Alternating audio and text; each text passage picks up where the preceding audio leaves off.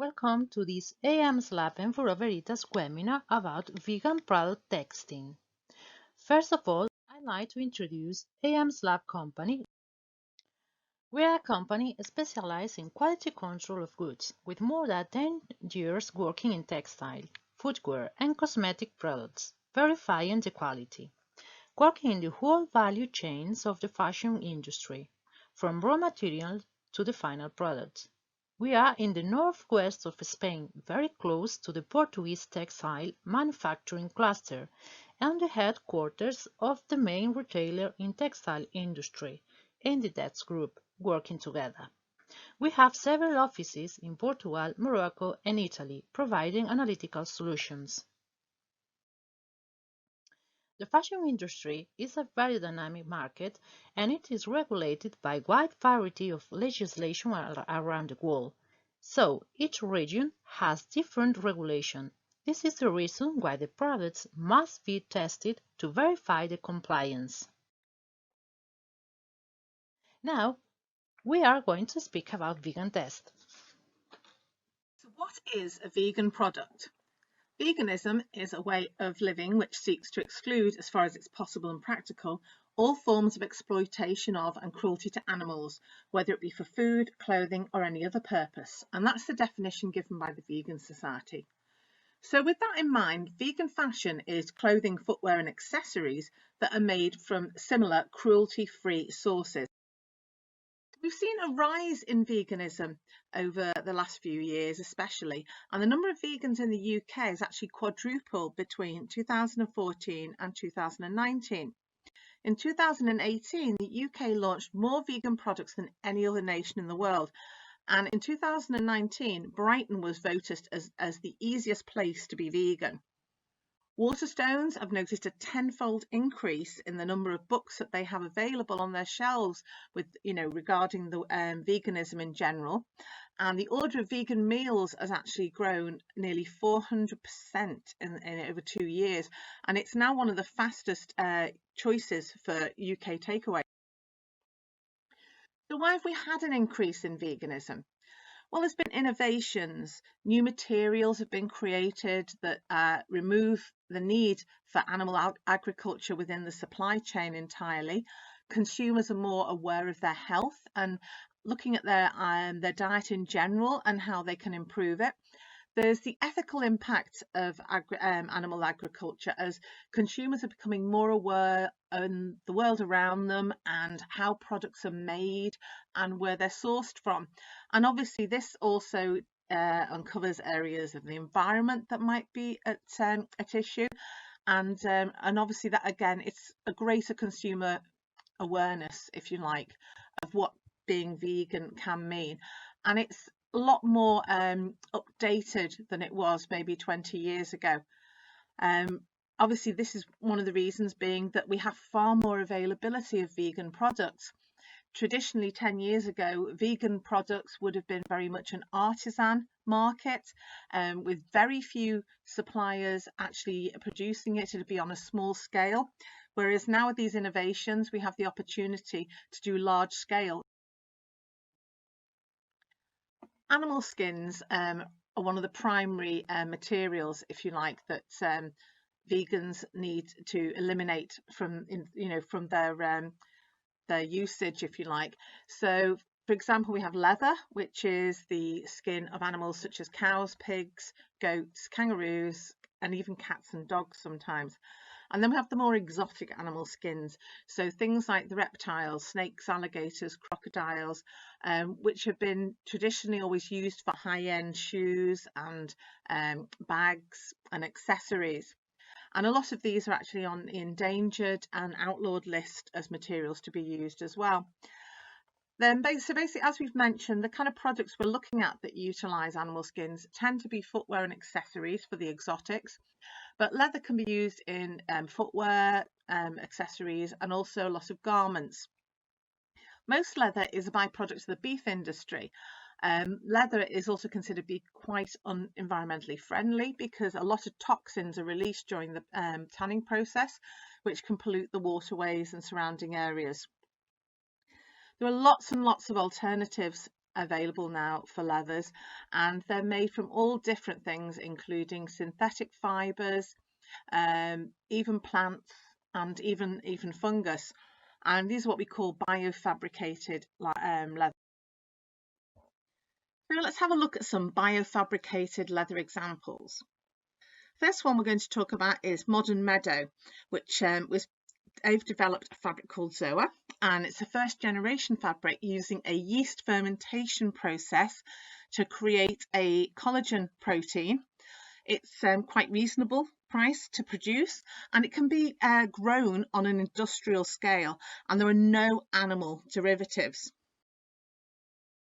The next one is a mushroom leather called Muskin, and this is quite stable and flexible, and it's one of the most robust vegan leather types that can be produced, and it can be produced in a variety of thicknesses and densities. The third one is Pinatex, which is an innovative natural textile, and it's made from waste pineapple leaf fibres, and they're used to substitute the obviously the leather, and they're a byproduct from the existing pineapple harvest. So this is raw material that normally would just go, be thrown away, but we're utilizing it to make fabrics. The good thing about all these substitute versions of leather is that they are actually grown quicker than the leather hides that we would produce from animals. Then we've got wool and hair fibres. Obviously, wool is hair from a lamb or a sheep. Angora is the wool or hair from a rabbit, and cashmere is the hair from the cashmere goat. And the majority of the time, these are harvested, if you like, very humanely by shearing the sheep from their fleece. If a sheep is left with their fleece on, especially in climates like, for instance, in Australia, they can suffocate from heat exhaustion. So by giving them the haircut, it's beneficial for the animal. The Angora and cashmere hair is taken supposedly humanely from the animal, but that can't always be policed properly. Shearling is the skin of the lamb that has been recently been shorn, and basically the skin is taken from the lamb that has been it's a byproduct from the meat process. So this is falling into the category not just of wool, but also of the leather skins that we've already mentioned. So the kind of products that we're looking at when we talk about these, the wool fibres, the Angora and the cashmere, they tend to be a lot of knitwear products and premium fabrics. So wool coatings, heavier fabrics, and then obviously true knitwear. Then the alternative is we can look at, for things like the shearling, we can produce synthetic bonded fabrics that imitate the appearance of shearling and obviously its physical properties as well. And then for the knitwear, we have synthetic acrylics and fibres. So, for example, cashmere, which again can imitate the appearance and some of the handle of these luxury fibres. Then we come on to fur fabrics, and you have animals such as bears, beavers, cats, chinchillas, dogs, foxes, minks, rabbits, raccoons and seals. There's a whole long list, and these animals are quite often farmed for their fur, because in theory, if they were to be caught individually, it would be too labour intensive. They produce fur coats, there'll be fur trims on coats and accessories. We've had trends such as things like pom-poms on hats and keychains that have been very popular over the last few years. And the alternative for all of these are some very, very good replications in synthetic faux furs.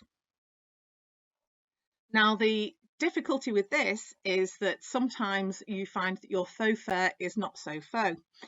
In 2019, the Humane Society did some thorough research on this, because we were finding that quite a lot of items that were being sold in the UK market on the high street and especially online were being labelled as synthetic, or not labelled at all, because in theory, if they're a small proportion of the overall garment, they don't need to be included in the fibre composition if they were actually synthetic. So for examples, things like a fur pom-pom on a hat, the keychains we just mentioned, footwear, things like a fur trim on a slider or something like that, that wouldn't necessarily have to be listed if it was synthetic. And we'll come on to a minute about how we have to label under the textile labelling regulations if we do actually have real fur. So what was happening was there was misleading labelling because people were buying products thinking that they were solely and completely synthetic, but in actual fact they were containing real fur and weren't actually faux.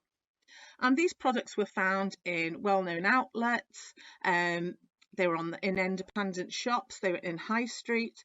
And but in particular, the focus was on online shops that seemed to be fallen foul to this ruling. Ironically, at this stage, the cost of some real illegally sourced fur was a lot cheaper than the very good quality synthetic counterparts.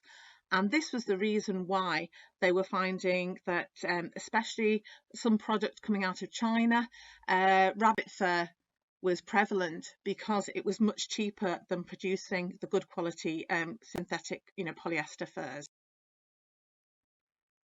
So for the EU and UK, we've got the fibre composition labelling, which we need to abide by.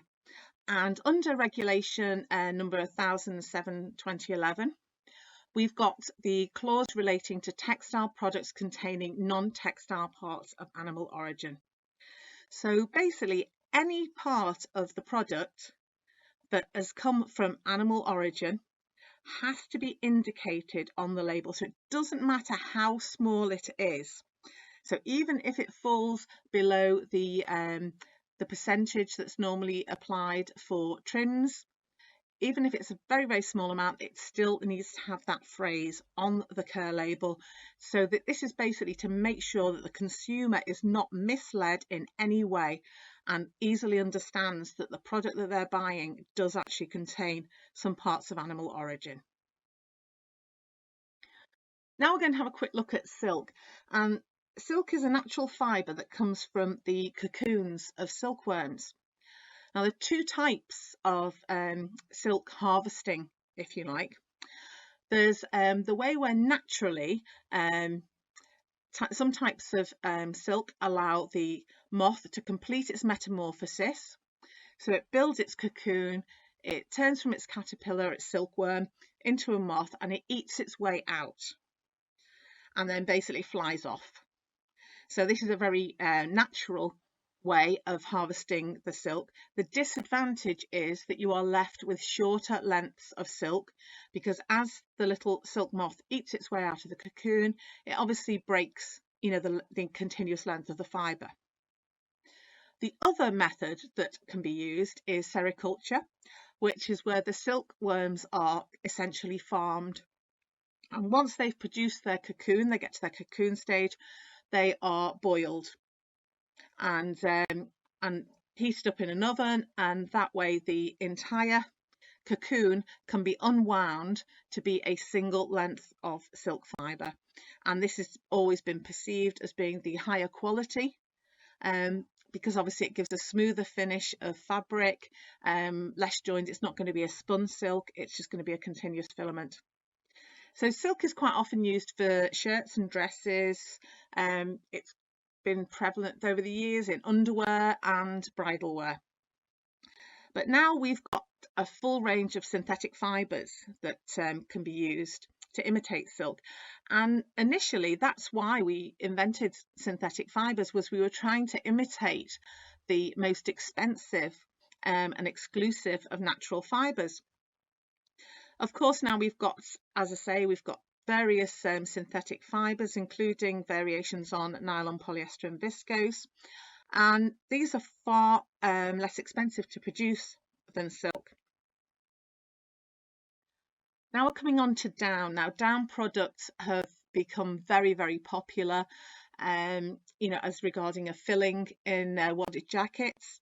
For years they've been used in pillows and duvets and other bedding, but they are now considered a premium product for jackets. Now the down is either taken from the geese immediately after they've been killed for their meat, and sometimes what they call live plucking takes place, but this should be carried out during the molting period. So essentially it's like brushing your cat to get rid of its winter coat.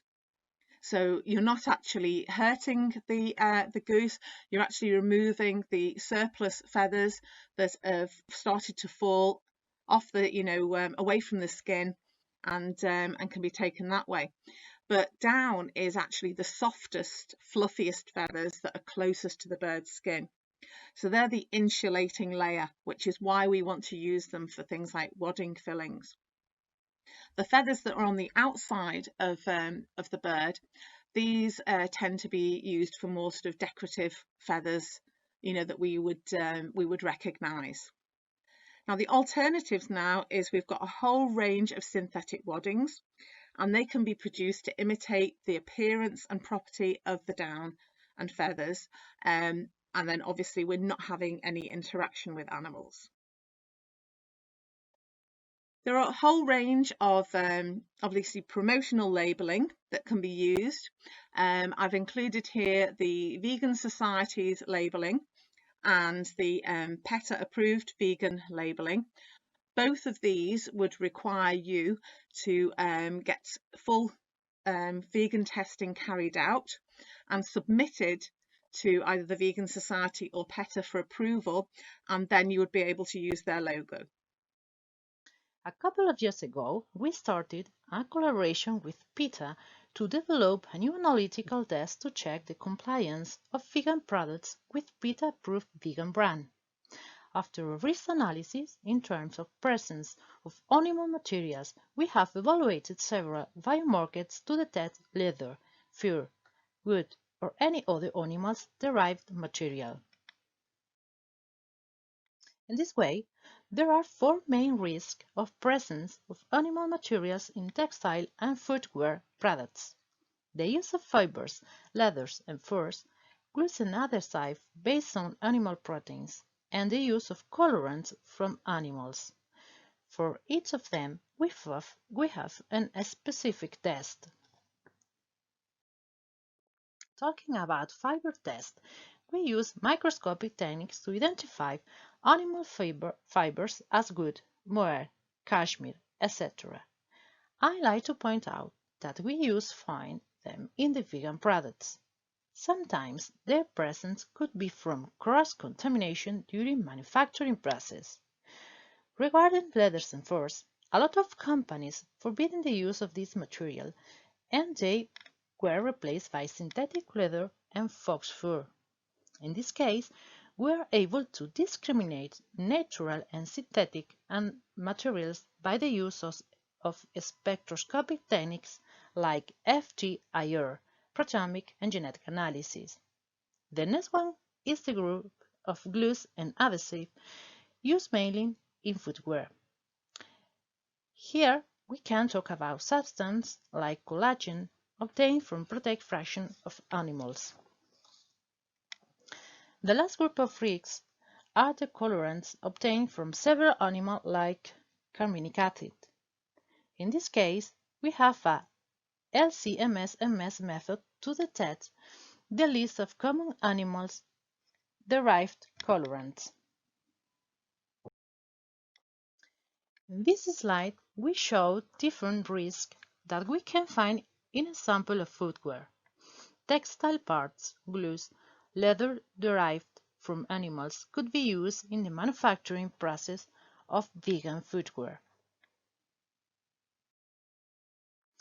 The analysis of final product involves testing of each part. It isn't an easy process, as we can see in this slide. Probably, footwear will be one of the most complex samples to test due to the huge number of parts that contain. In summary, The vegan test includes a pack of analysis that we have developed in collaboration with PETA organizations that allow us to verify products labeled as vegan. The vegan test is a quality control methodology to verify the absence of animal products in clothing, footwear, and accessories under the vegan standard. Why is this important? It's important because vegan consumers have a strong value of respect and consideration for animals. Because many times we can detect the use of animal materials in manufacturing process, it is essential to carry out a verification of this type of products. What products can we analyze? We can test any type of garments, footwear, or accessories that are manufactured under the vegan standard. Vegan Test allows to fashion brands verify products' compliance with vegan standard, increasing value and recognizing, ensuring the not use of animal materials. As well, the vegan customer can be assured about the vegan product because there cannot be trust without verification. You can find some brands which have vegan products using our vegan test pack to verify their products, and they show it in the website as add value. As we said, veganism is a way of life. For this reason, in the market is already available vegan furniture. So the vegan furniture testing is coming soon in our portfolio.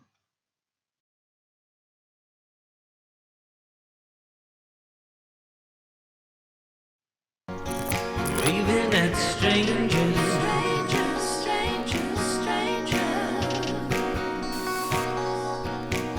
La calidad de un tejido, su origen y su composición, la solidez de las cinturas, la resistencia y la adecuación a la normativa de seguridad vigente.